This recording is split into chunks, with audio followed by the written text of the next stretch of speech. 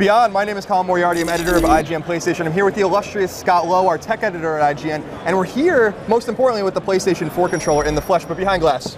Can't get there, it's actually plastic. Yeah. It's pretty exciting to finally see it. We've asked many times to be able to hold it. We can't, they won't let us. Hopefully we get to it at E3. But Scott, now that we're seeing it in person, we were in New York City, we got to kind of see pictures of it. Now that we're seeing it, what stands out to you about it? Yeah, so I mean, like you said, this is the first time we've really seen it up close and personal. I mean, they had it on stage, and then of course the only other thing we've seen is like prototype leaks and whatnot and renders. So, you know, what strikes me here is like how much wider it is than the, you know, DualShock 3. You know, this is definitely a much more substantial device, you know, due in large part to the new trackpad. Which is, you know, a lot wider than I was expecting it to be.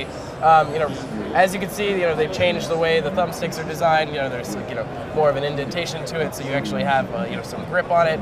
The D-pad looks actually pretty substantial. Like, you know, it's got some, like, you know, clearance to it, so you have, like, you know, clear depression capabilities, and then of course the fancy lights on the back side, which are, you know, they're displaying it here in a different array of colors, so you have, you know, player identification and just showing off the spectrum of color you can do with it. Yeah, it's pretty cool. I mean, it is bulkier, I think, than the PS3 controller, for sure. Yeah. Not as bulky as I thought it was, though, when I saw pictures of it. It looked much bigger than it actually is, which is kind of cool. Fits my little baby hands. But, you know, obviously we have the PlayStation button still in the middle.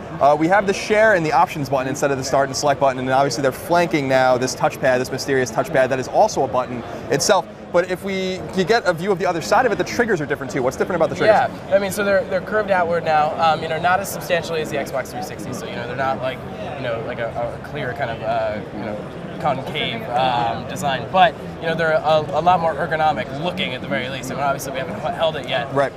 So, you know, the shoulder buttons are, you know, thicker and taller. You know, they got a kind of like a, you know, kind of dome shape, which is kind of interesting. But we also got a better look at, you know, the mic port that's on the bottom. You know, so we don't know much about like what that mic will look like. You know. But the other thing, we also see the camera on display here, which is, you know, their answer to Kinect, which is, you know, we don't know a ton about it. We know the basic specs of it, you know, that it does, you know, the 3D imaging and whatnot.